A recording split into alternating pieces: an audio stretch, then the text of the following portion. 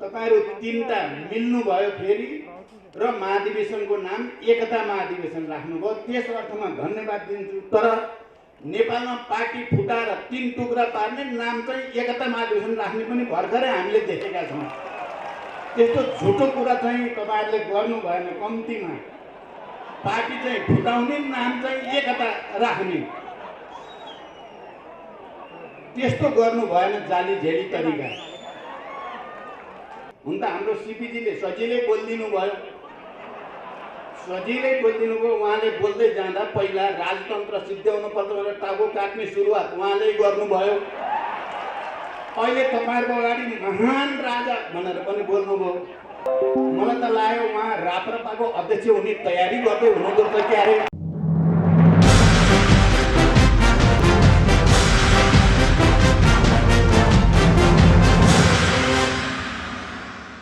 महाधिवेशन उद्घाटन समारोहका सभापति तथा अध्यक्ष रहे सबै पदाधिकारीहरू, विभिन्न राजनीतिक दलका प्रतिनिधि साथीहरू र यो एकता महाधिवेशनमा उपस्थित सम्पूर्ण प्रतिनिधि, पर्यवेक्षक, पत्रकार र अन्य मित्रहरू, सबभन्दा पहिला त म पनि राष्ट्रिय प्रजातन्त्र पार्टीको यो एकता महाधिवेशनको पूर्ण सफलताको निम्ति हाम्रो पार्टीको तर्फबाट र मेरो तर्फबाट हार्दिक शुभकामना व्यक्त गर्न चाहन्छु। र म नेतृत्वलाई विशेष रूपले धन्यवाद दिन चाहन्छु। तपाईहरुले जे गर्नुभयो यो महाधिवेशनको नाम पनि त्यही राख्नुभयो। तपाईहरु तीनटा मिल्नु भयो फेरि र महाधिवेशनको नाम एकता महाधिवेशन राख्नुभयो। त्यस अर्थमा धन्यवाद दिन्छु। तर नेपालमा पार्टी फुटाएर तीन टुक्रा पार्ने नाम चाहिँ एकता महाधिवेशन राख्ने पनि भर्खरै हामीले देखेका छौँ। त्यस्तो झुटो कुरा चाहिँ तपाईहरुले गर्नु भएन। कम्तीमा पार्टी चाहिँ फुटाउने नाम चाहिँ एकता राख्ने त्यस्तो गर्नु भएन। जाली झेली तरिका तपाईहरुले जे गर्नुभयो त्यही राख्नुभयो। त्यस अर्थमा मैले 3 वर्ष 4 वर्ष अगाडि पनि तपाईहरुको एकता अधिवेशनमा बोलेको थिएँ र मैले त्यति बेला पनि सफलताको शुभकामना भनेको थिएँ। अहिले पनि भने तपाईहरुको र हाम्रो विचार र मत त्यति मिल्दैन। तर राष्ट्रिय भावना, स्वाधीनता प्रतिको निष्ठा, देशभक्ति तपाईहरुको हाम्रो एउटै छ। त्यस अर्थमा तपाई हामी उस्तै गोत्रका भनेको थिएँ मैले। हाम्रा मत, विचार, दर्शन मिल्दैन। म चाहिँ त्यहाँ पनि अहिले बडो चाहिँ अर्को भाषा बोल्न सक्दिनँ। हुन त हाम्रो सीपीजीले सजिलै बोलिदिनु भयो। उहाँले बोल्दै जाँदा पहिला राजतन्त्र सिद्ध्याउनु पर्छ भनेर टाउको काट्ने सुरुवात उहाँले गर्नुभयो। अहिले तपाईहरुको अगाडि महान राजा भनेर पनि बोल्नुभयो। मलाई त लाग्यो उहाँ राप्रपाको अध्यक्ष हुने तयारी गर्दै हुनुहुँदो रहेछ क्यारे। साँच्चै त्यसै हो भने सीपीजीलाई बधाई छ। म त्यस्तो भाषा बोल्न जान्दिनँ। हाम्रो मत त मिल्दैन। म गणतन्त्रवादी, म धर्मनिरपेक्षतावादी, तर म पनि तपाईहरु जस्तै राष्ट्रवादी। राष्ट्रवादको व्याख्या गर्दा दुईटा फन्डामेन्टल आधारभूत कुरा छन्। एउटा राष्ट्रवाद भन्ने बित्तिकै अलि बढी हिजोको इतिहासमा भएका सकारात्मक र गौरवपूर्ण कुराहरूलाई आधार बनाएर अहिले पनि इतिहासतिरै फर्किन खोज्ने राष्ट्रवाद, एउटा नेपालका सम्पूर्ण जनतालाई राष्ट्रवादको आधार मान्दै जनतातिर नै फर्किन खोज्ने राष्ट्रवाद। मैले यो देशका सबै मजदुर किसानहरू, सबै उत्पीडित मधेसी, आदिवासी, जनजाति, दलित, महिला, थारू लगायत सबैको पहिचान र अधिकारको लडाई लडेकै हो।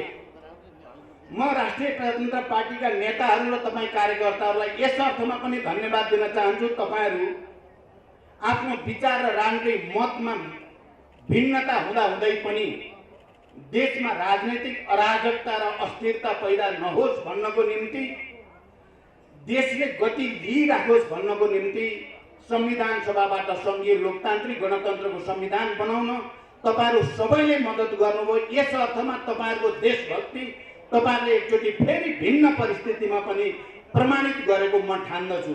त्यस अर्थमा तपाईहरु धन्यवादको पात्र हुनुहुन्छ। मलाई लाग्छ हामी इतिहासप्रति गर्व गर्नुपर्दछ। नेपाल राष्ट्रको स्वतन्त्रता र स्वाभिमानलाई अक्षुण्ण राख्न हिजो नेपालीहरूले प्रदर्शन गरेको वीरता, त्याग, बलिदान, त्यसका कीर्तिमानहरू, त्यसको नेतृत्व गरेका राजा महाराजाहरूप्रति पनि हामी गर्व गर्न सक्छौँ। तर आज युग फेरिएको छ। आज हामी 21औं शताब्दीमा छौँ। लोकतन्त्रको परिभाषा नयाँ स्तरबाट व्याख्या गरिएको छ। जनताको भूमिका नयाँ ढङ्गले परिभाषित छ। त्यसकारण हामीले इतिहासमा गर्व गर्दै गर्दा वर्तमानलाई बिर्सिन हुँदैन र वर्तमानको विश्लेषण गर्दै गर्दा भविष्यतिर हाम्रो ध्यान जानै पर्छ। भविष्यमा आउने पिढीले कस्तो राष्ट्र हामीले विरासतको रूपमा दिने हो भन्ने कुरामा हामी सबै गम्भीर हुनै पर्दछ। विचारमा विविधता हुनु, मतभिन्नता हुनु स्वाभाविक कुरा हो।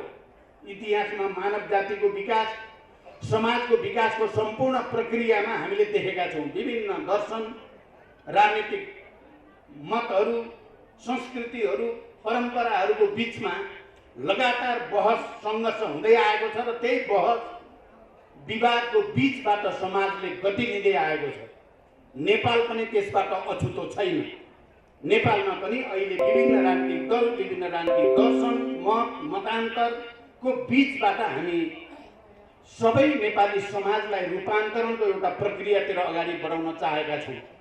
हाम्रा मतभिन्नताका बावजुद देशमा शान्ति सम्झौता भइसकेपछि अब शान्ति कायम रहिराखोस्, स्थिरता बनिराखोस् र विकासले गति लिइराखोस् भन्नको निम्ति हामी सबै जिम्मेवार बन्नुपर्ने आवश्यकता छ।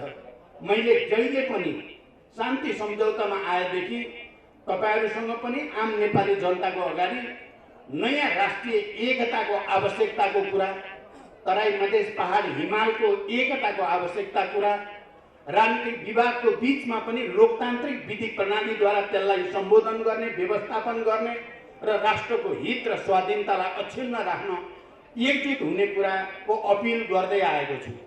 तपाईहरुलाई थाहा छ, संविधान घोषणा भइसकेपछि पनि देशको राष्ट्रिय एकता के हुने हो भन्ने चिन्ता हामी सबैलाई थियो।